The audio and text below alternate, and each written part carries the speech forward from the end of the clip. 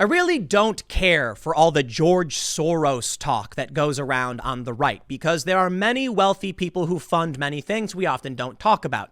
I mean, you've got the Mercers. I think Peter Thiel funds some stuff. I know he does big tech or whatever. You've got the Koch brothers. We get it. And there are many other people on the left, Tom Steyer, Mike Bloomberg. There are lots of rich people that fund lots of things that I don't like. It's really irksome to me that everyone's like, but what about George Soros? And I'm like, and what about Mackenzie Bezos? And what about the Mercers? Come on, man. Rich people do this. That's why I don't like money in politics. I don't know how you solve that problem, but I don't care what political wing they're a part of. I just don't like the idea that individuals have that much undue influence over our society. However, there's something I do find interesting. You see, I remember hearing all these stories a while ago about how George Soros was donating to many campaigns of district attorneys, allowing these far left district attorneys to win their races. Now, what are we seeing? Well, the editorial board for the New York Post says literally this: growing number of district attorneys are out to undermine the law, straight up calling out George Soros.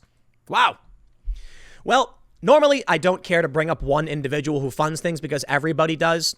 I'm going to read you the story mostly because isn't that crazy? People were complaining he's going to get these far left district attorneys in and this would happen. And then it did. Not really a conspiracy theory. I don't know if you could call it a conspiracy, but it's happening. The New York Post says, one reason for the surging, often protracted violence in U.S. cities is the rise of a host of progressive prosecutors who actually tilt against law and order. The trend is most glaring in places known for their kooky left-wing politics, like Portland and San Francisco. But extreme leftists have also taken over as district attorneys in cities like Chicago and Boston. Many owe big thanks for their elections to funding from far-left fat cat George Soros. In Portland, violent protests have dragged on for months, thanks to the idiocy of Mayor Ted Wheeler, who let hoodlums drive him out of his own condo, but also to Multnomah County DA Mike Schmidt, who dropped charges against hundreds of people arrested for offenses like interfering with cops, disorderly conduct, criminal trespass, and rioting. Schmidt also made it harder to prosecute assaults on cops. That, to me, is the craziest thing. In Contra County, California, outside San Francisco, DA Diana Becton will now consider looters' needs when weighing criminal charges. At Politico, she and 4 other black female DAs from Chicago, Boston, St. Louis, and Durham actually slammed the very criminal justice system they were elected to enforce, ludicrously claiming it was constructed to control black people and people of color, and that it's now doing just that. The Bay City's DA is Chesa Bowden, the son of Brinks robbery cop killers, who was raised by radical weather underground leaders Bill Ayers and Bernadine Dorn. Wait, what? Really? Wow. He, too, has adopted rules making it harder to prosecute suspects. This is just the dissolution of the U.S. There's no justice in letting criminals go. It's not restorative justice. It's nothing like that. It's just it's destabilization. It's chaos. Chicago State's Attorney Kim Foxx, who vowed to cut the jail population, dropped 35% more felony cases than her predecessor over 3 years, including that of racial hoaxer Jesse Smollett. Now, hold on. Because I am a fair individual, I must point out a large portion of that were nonviolent drug offenses. I actually agree with that. Now, in a sense, look, I don't know if it's up to the DA to say it is a crime, I will not pursue it. If it's a crime, maybe you should. It's not, because think about it this way. She's dropping cases against people for nonviolent drug offenses that are crimes. I don't like that. I like the idea that people who are like arrested for pot don't go to jail or whatever, because I think it's dumb. And I think Trump should pardon the bulk of these people after a review to make sure it wasn't like a plea. But yes, pot should be legal. A lot of things should be legal. I'm reticent. I don't know. Reluctant to say that we should legalize all drugs. I'm not that libertarian, but I get pretty close to it because I think rehabilitation and healthcare is a much better solution.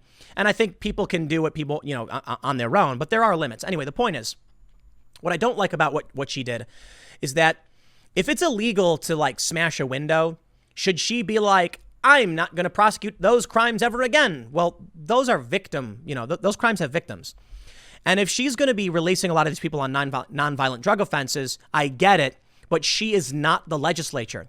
The law is set by people we elect. We elect her, but it's not her job to decide what the law is. It's her job to prosecute people who break the law. So she is not the king who can just decide who gets punished and who doesn't. Kind of as the DA, but I believe she should go after people when they break the law if they do. And we need to have reform on a lot of these laws. They say, fortunately, Gotham's DA haven't gotten quite as reckless yet. But the threat is real. Last year, Queens came this close to electing Democratic Socialist Tiffany Caban, who vowed not to prosecute low-level crimes and forced Melinda Katz to shift that way too. Manhattan DA Cy Vance stopped prosecuting fare beaters way back in 2017. Brooklyn's Eric Gonzalez embraces pretrial diversion, shielding folks nabbed for minor offenses from prosecution and diverting even some gun suspects from criminal punishment. Now, there's an interesting 2A argument right there. He's going to divert some gun suspects. If you're a staunch 2A, absolutist, how do you feel about that? Again, I defer to if it's the law, don't break it.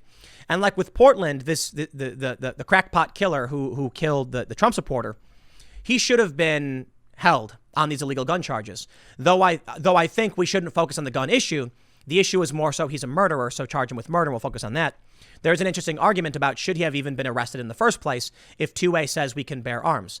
And you got to recognize, too, if it says you can, you will see things like this dude going around with guns. And you will see things like instead of having mace, the Trump supporter would have defended himself with a firearm.